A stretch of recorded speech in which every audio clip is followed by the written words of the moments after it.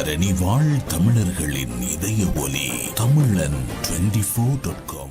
முன்னாள் ராணுவ வீரர் கைது. மண்டிதீவு சுற்றுலா மைய விவகாரம் நிதி துஷ்பிரயோகம் குறித்து நிதி குற்ற புலனாய்வு பிரிவில் முறைப்பாடு.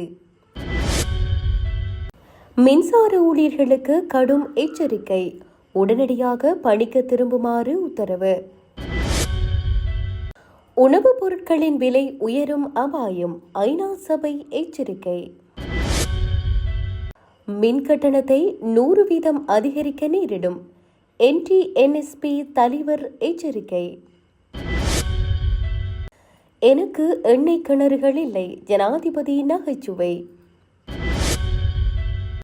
ஈரானுக்காக வந்த வடகொரியா, அமெரிக்கா மற்றும் இஸ்ரேலுக்கு கடும் எச்சரிக்கை.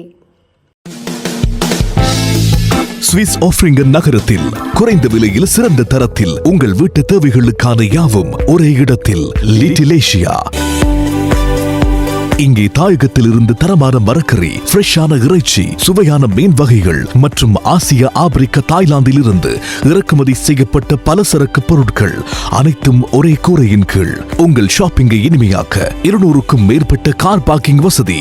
மேலும் ஹைவேயில் இருந்து வரும் 700 மீட்டர் தூரத்தில் மிக பிரம்மாண்டமான லிட்டில் ஏசியா எக்ஸோட்டிக் ஃபுட். இன்னும் என்ன யோசிக்கிறீங்க?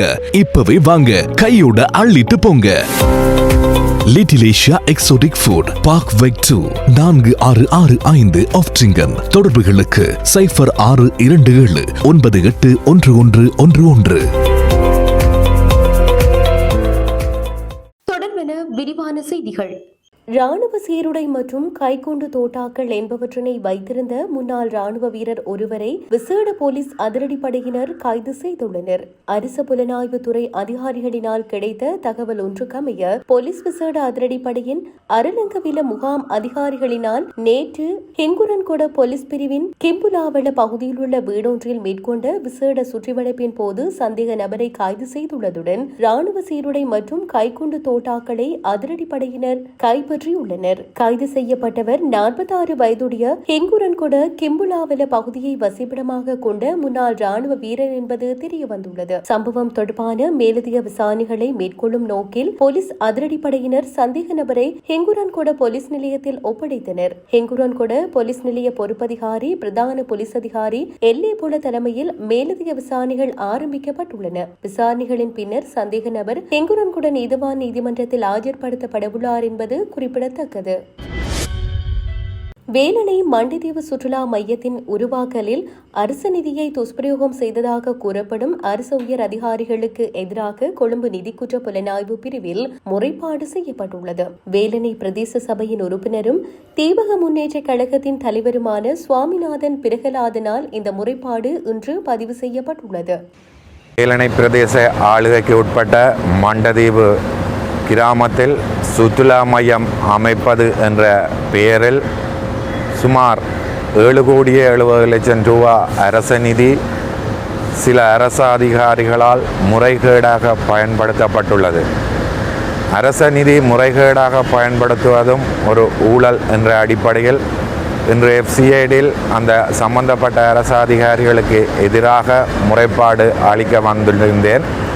அந்த வகையில் முன்னாள் அரசாங்க அதிபர் வேதநாயகம் ஐயா, முன்னாள் பிரதேச செயலர் சூனாரதி, முன்னாள் பிரதேச செயலர் சோதிநாதன் அவர்களுக்கு எதிராக முறைப்பாடு இன்றைய தினம் பதிவு செய்யப்பட்டுள்ளது. நன்றி.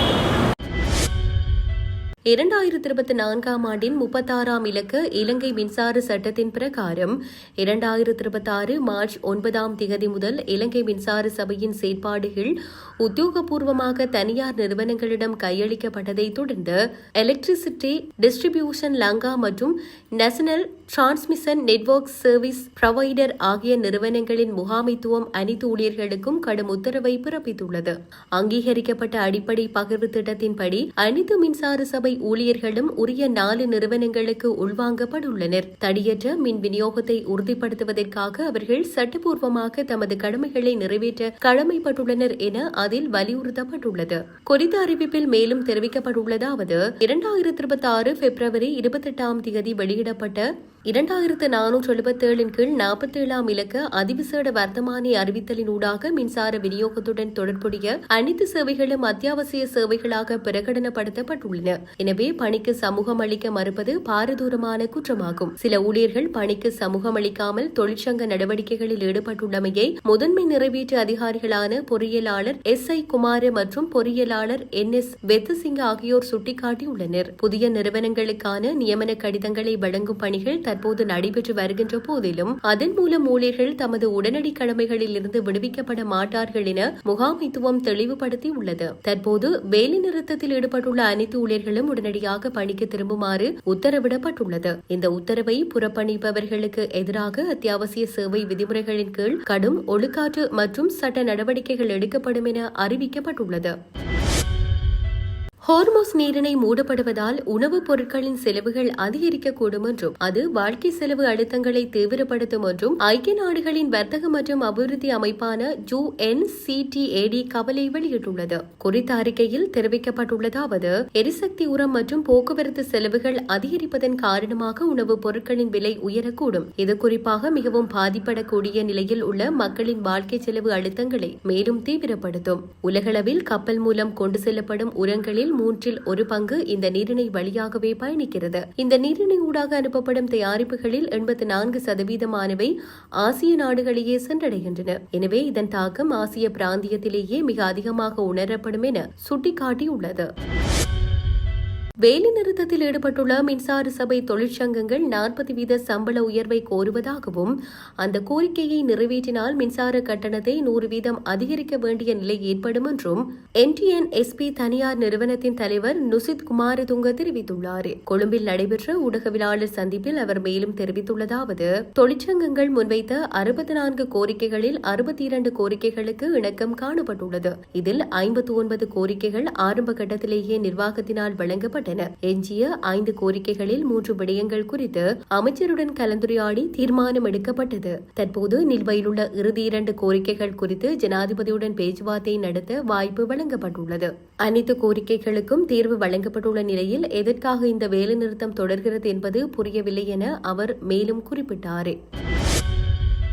தான் ஒரு எண்ணெய் கிணற்றின் உரிமையாளரோ அல்லது ஒரு எண்ணெய் நிறுவனத்தின் பிரதிநிதியோ அல்ல என்றும் விலையை அதிகரிப்பதன் மூலம் தனிப்பட்ட லாபம் அடையும் நோக்கம் தமக்கு இல்லை என்றும் ஜனாதிபதி அனுரகுமார திசாநாயக்க தெரிவித்தார். தற்போதைய உலகளாவிய சூழ்நிலைகளுக்கு மத்தியில் எரிசக்தி விநியோகத்தை தடையின்றி முன்னெடுக்கும் பொறுப்பை நிறைவேற்றுவதற்காகவே எரிபொருள் விலையை அதிகரிக்க வேண்டியிருந்ததே தவிர அரசாங்கமோ அல்லது தானோ லாபம் ஈட்டும் நோக்கில் அல்ல என ஜனாதிபதி வலியுறுத்தினார்.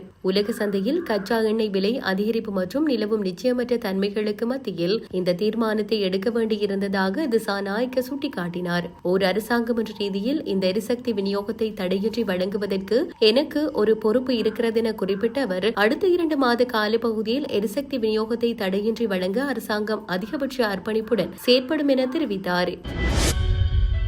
ஈரான் மீது அமெரிக்கா மற்றும் இஸ்ரேல் இணைந்து நடத்திய தாக்குதல்களை வடகொரியா கடுமையாக கண்டித்துள்ளது. வடகொரிய வெளியுறவு அமைச்சக பேச்சாளர் இந்த தாக்குதல்கள் மத்திய கிழக்கில் அமைதியை பாதித்து உலகளவில் பதற்றத்தை அதிகரிக்கும் சட்டவிரோத ராணுவ நடவடிக்கை என விவரித்துள்ளார். இந்த தகவலை வடகொரிய அரசின் செய்தி நிறுவனம் வெளியிட்டுள்ளது. மேலும் ஈரானின் அரசியல் அமைப்பில் வெளிநாட்டு தலையீடு நடைபெறக்கூடாது எனவும் மற்றொரு நாட்டின் அரசை பாதிப்புக்குள்ளாகும் அச்சுறுத்தல்கள் அல்லது ராணுவ நடவடிக்கைகளை ஏற்றுக்கொள்ள முடியாது என்று வடகொரியா எச்சரித்துள்ளது. இதேவேளை ஈரானின் நிபுணர்கள் சபை புதிய உச்ச தலைவரை தேர்வு செய்த முடிவை ஈரான் மக்களின் உரிமை மற்றும் தெரிவு என மதிப்பதாகவும் வடகொரியா தெரிவித்துள்ளது.